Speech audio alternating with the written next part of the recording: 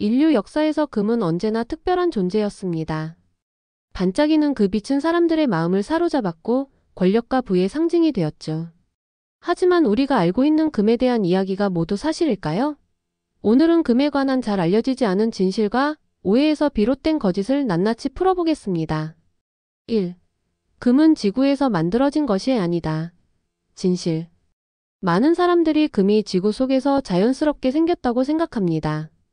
하지만 과학자들은 금이 지구에서 만들어지지 않았다고 말합니다.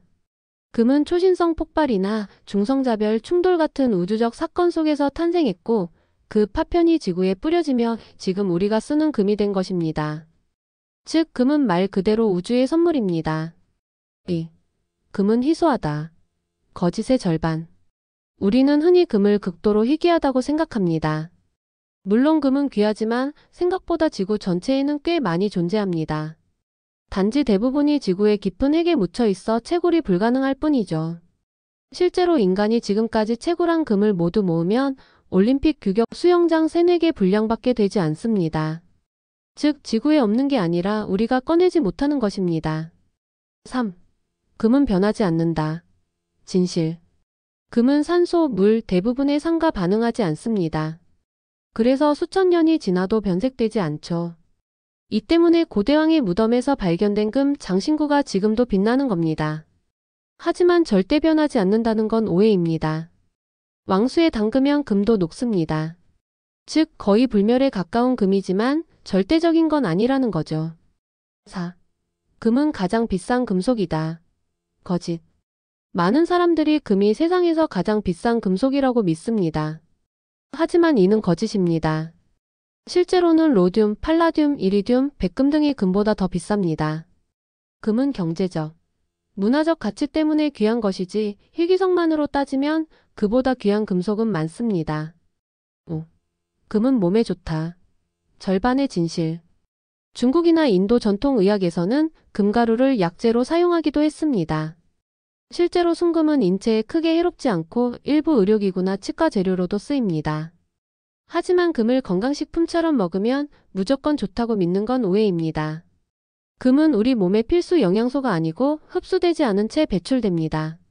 즉 상징적, 심리적 효능은 있을지 몰라도 의학적으로는 크게 의미가 없습니다. 6. 금은 경제의 절대적 기준이다. 과거의 진실. 한때 모든 돈은 금과 연결되어 있었습니다. 금본위제 시절 지폐는 말 그대로 금을 대신하는 증서였죠. 하지만 지금은 달라졌습니다. 현재의 화폐 가치는 금이 아니라 국가의 경제력과 신뢰에 기반합니다. 물론 금은 여전히 안전자산으로서 가치가 있지만 더 이상 돈은 금의 시대는 끝났습니다. 7. 금은 모든 나라에서 사랑받았다. 거짓. 금은 분명 전 세계적으로 귀한 대접을 받았지만 모든 문화에서 똑같지는 않았습니다. 예를 들어 고대 중국에서는 옥이 금보다 더 귀했습니다. 왕이나 귀족에게 옥은 하늘과 땅을 잇는 신성한 돌로 여겨졌고 금은 그저 장식용이었죠. 즉 금의 가치는 절대적이 아니라 시대와 문화에 따라 달랐던 것입니다. 금은 단순히 반짝이는 금속이 아닙니다. 우주에서 온 선물이자 인류 문명의 상징이었고 지금도 기술과 경제 속에서 여전히 중요한 자리를 차지하고 있죠.